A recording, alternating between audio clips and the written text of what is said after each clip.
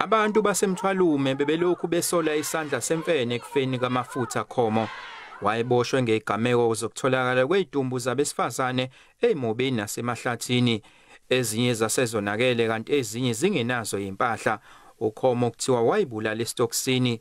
I-IPID iqinisekisile lokhu ngomlomo kaNgqongqoshe uCele. Sitholile umbiko ngokomthetho ophuma kwi-IPID ekuyiyona efanele ukuphenya izinto ezisuke esolwa ngamaphoyisa ukuthi bonakala sengathi akukhomkhonyovu kuze kube manje lo muntu wakwazi ukuthi ayibulale ngendlela eyiyo.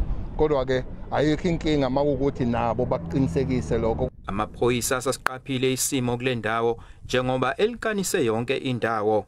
Nalo owayephumile naye masiphenya akakuzuyeka ukuthi aphenye but sophenya nabanye kodwa kuze kube manje besingakatholi ukuthi bakhona abanye abachumana amaqondana nalolu daba lokuthi uswelakale kushona abantu besifazane.